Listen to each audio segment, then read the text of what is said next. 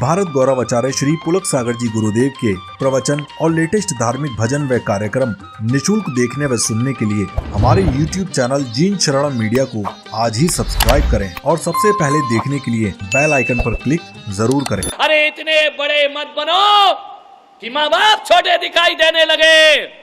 हे प्रभु, इतनी ऊंचाई मत देना जहां से माँ बाप की ऊंचाइयां कम पड़ने लगे। बेकार की वो ऊंचाइयां होती हैं। एक आदर्श प्रस्तुत किया। नरेंद्र जी मोदी जब जीते, भारी बहुमतों से जीत कर आए, सबसे पहले वो कहीं नहीं गए, ना किसी नेता से मिले, ना किसी रईस अमीर आदमी से मिले। वह जाकर के सबसे पहले अपनी माँ के चरणों का स्पर्श किया करते हैं। ये संस्कार है हमारे जीवन के। एक बात ध्यान रखना, कोई बेटा यदि माँ के पैर छूता है तो ये मत सोचना कि माँ का सम्मान बढ़ा है। माँ का सम्मान नहीं बढ़ता, बल्कि तुम्हारे बेटे होने पर चार चांद लग जाया करते हैं। सम्मान तो तुम्हारा बढ़ेगा, माँ बाप का क्या सम्मान बढ़ेगा। वह तो सम्मानित ही होते हैं। किसी ने अपने माँ के चरणों में पैर रखा, सिर रखा है, तो एक बात ध्यान रखना, अपने भाग्य की रेखाओं को वह पलट लिया करता है। हजार आड़े टेढ़े रेखाएं हो तुम्हारे हाथ में, हजार ग्रह आपके गलत हो, लेकिन एक बात ध्यान रखना, रोज सुबह उठकर माँ की दुआएं ले ले, कोई ग्रह तेरा कुछ नहीं बिगाड़ सकता है। एक बात याद रखिए, माँ की दुआएं किसी संत के आशीर्वाद से कम नहीं हुआ करती हैं। मैंने कहा सबसे पहले बेटा अपने माता पिता के चरण छूना, उसके बाद जाकर गुरु के चरण छूना। प्रातः काल उठई रघुराई, मात पिता गुरु शीस नवाई। ये हमारी संस्कृति है, ध्यान रखिए।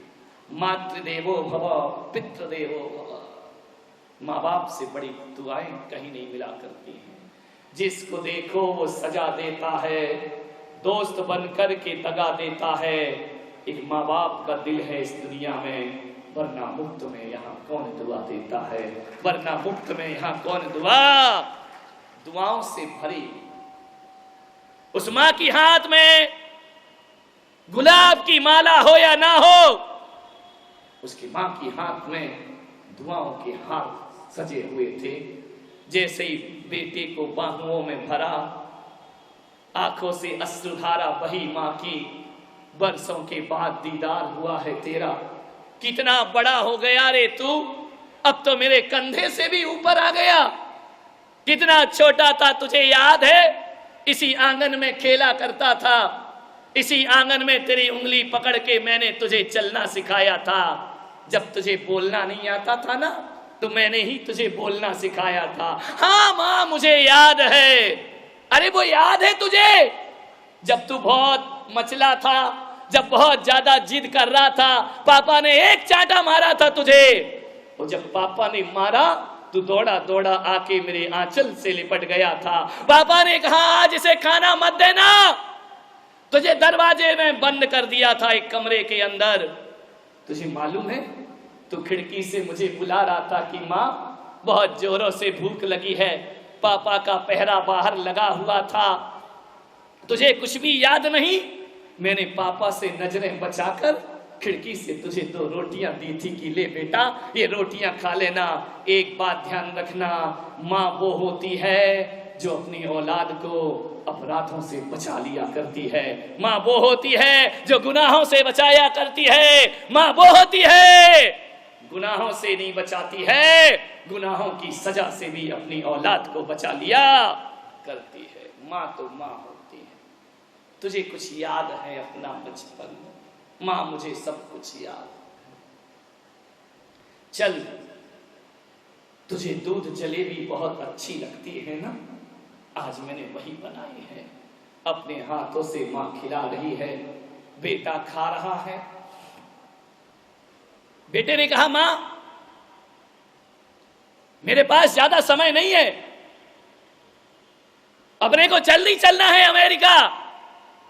माँ ने कहा ऐसी भी क्या जल्दी है? बोले माँ तू जानती है ना, मैं वहां जॉब करता हूं, एक दिन की भी छुट्टी बड़ी मुश्किल से मिलती है। मैं सब तैयारी करके लाया हूं, तेरा वीजा बनवा लिया है, सब कुछ कर लिया मैंने। बस माँ 2 दिन हम यहाँ रहेंगे, अब तू ऐसा कर, जल्दी से मैं प्रॉपर्टी डीलर से मिलकर आता हूं और इस मकान को बेच देना चाहिए। माँ ने कहा कि बेटा मकान बेचेगा? बोले हाँ माँ, जब अपने को यहां रहना ही नहीं है, सब वहां रहेंगे, कौन इस मकान की देखभाल करेगा, कौन यहां पर रहेगा? चल माँ जल्दी से, मैंने सब तैयारी कर ली, जो सामान तुझे बांधना है बांध ले। माँ कभी मकान को देखती है, कभी बेटे को देखती है। अरे बेटा जब छोड़कर चला गया था, इसी मकान ने उस माँ को पनाह दी थी। इस मकान की चार दीवारों ने जिसे जीवन दिया था, वह देख रही है मकान को, जिसकी एक एक ईंट को मैंने ऐसे संभाला है जैसे अबोध बच्चे को कोई माँ संभाला करती है। बेटा गया प्रॉपर्टी डीलर के पास और माँ यहाँ मकान की दीवार पर हाथ फेरती है। मेरे पति की अंतिम निशानी विधवा सावित्री जब उस मकान के बिकने की बात सुनती है, ऐसा लगता है जैसे कोई सीने से कलेजा निकाल रहा हो। लेकिन उसने सोचा कि जब बेटे के साथ जाना ही है, सच तो कह रहा है, एक ही तो मेरा बेटा है, और जब मैं वहां रहूंगी इस मकान की देखभाल कौन करेगा? आनंद फानन में औने पौने दाम में मकान बेच दिया गया। जितना पैसा मिला ले लिया, रजिस्ट्री कर दी गई दूसरे के नाम। अब माँ ने कहा चल बेटा, मैं एक बात तो बता, मेरा पोता कितना बड़ा हो गया? माँ 4 साल का हो गया है, बहुत याद करता है, कहता है मुझे दादी से मिलाओ, मेरी दादी कैसी है? माँ की ममता उमड़ पड़ी। बच्चों से ज्यादा प्रेम माँ का अपने पोते पर हुआ करता है। बेटा ऐसा लग रहा है कि पंख लगा के मैं उड़ जाऊं। माँ पंख लगा के ही चलना है। बोले क्या मतलब? बोले हवाई जहाज हमारा इंतजार कर रहा है, चलो। बेटे ने बिठाया उसे कार में, एयरपोर्ट की ओर ले गया। एयरपोर्ट में जैसे ही पहुंचा, वहां बोला माँ तू इस चेयर पर बैठ, मैं जब तक बोर्डिंग के सब जांच करा लेता हूं, जाकर के वीजा वगैरह सब कंफर्म कर लेता हूं, तू इंतजार कर यहाँ बैठ। सुबह 9 बजे बेटा अंदर गया। 9 बजे से 10 बज गए, 11 बज गए, 12 बज गए, दोपहर को 3 बज गए। माँ इंतजार कर रही है। बगली क्या जाने अनपढ़, उसे क्या मालूम कि भीतर कैसी जांच चला करती है।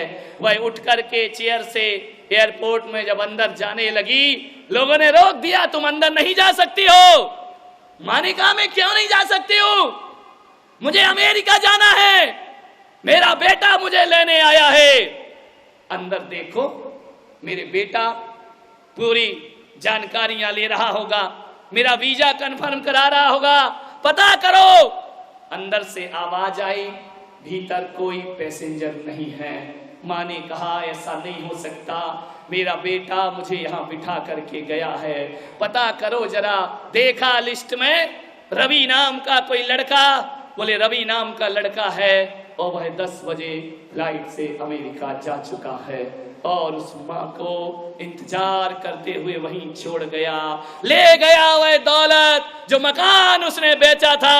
माँ की रूह कांप गई कि इस कलयुग में कोई बेटा ऐसा भी हो सकता है। अरे दुनिया को धोखा देने वाला क्या अपने माँ बाप को भी धोखा दे सकता है? कहते हैं मकान बेच करके पूरा पैसा ले गया। जो जेवर उस बूढ़ी विधवा माँ ने एकत्रित किया था, उसे भी लेकर के हवाई जहाज में उड़ गई वो औलाद। माँ की आंखों से गर्म गर्म आंसू गिरे, गालों को छूते हुए शब्द मौन हो गए। ठिठकी सी रह गई वह माँ। ऐसा भी कोई लुटेरा इस धरती पर होता है? अरे जिसके लिए सब कुछ दे दिया, वही औलाद बुढ़ापे में उसे छोड़ करके अब जाने के लिए पैसा भी नहीं है घर वापिस। पैदल पैदल पहुंचती है घर में, और जैसे ही घर में पहुंची, रात घिर आई। उस माँ ने देखा कि घर पर तो ताला डला है, मालिक कोई और हो गया इस घर का। अपने ही घर को देखती है कातर निगाहों से। ऐसी भी औलाद इस दुनिया में पैदा हो चुकी है मान्यवर, जो अपने माँ बाप को नहीं बल्कि उनकी दौलत से प्यार किया करते हैं। ऐसी भी औलाद है जो माँ बाप की कीमत नहीं करते हैं।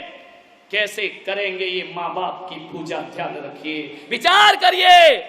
सारी रात बैठी है चबूतरे पर, देखती है कि सुबह से भोजन कराया मैंने उसे, कितना इंतजार किया, कितने ख्वाब उस बेटे ने दिखाए, बार बार देख रही है।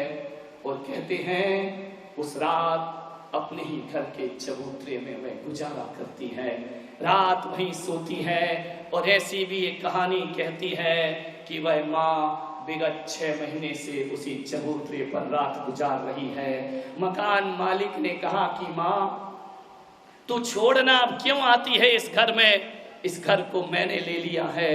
वह माँ कहती है अरे तेरी व्यवस्था हम कहीं और करा देते हैं। उसने कहा नहीं, मैं मरूंगी जीऊंगी इसी चबूतरे पर, क्योंकि मुझे विश्वास है कि एक दिन मेरा बेटा लौट कर जरूर वापिस आएगा।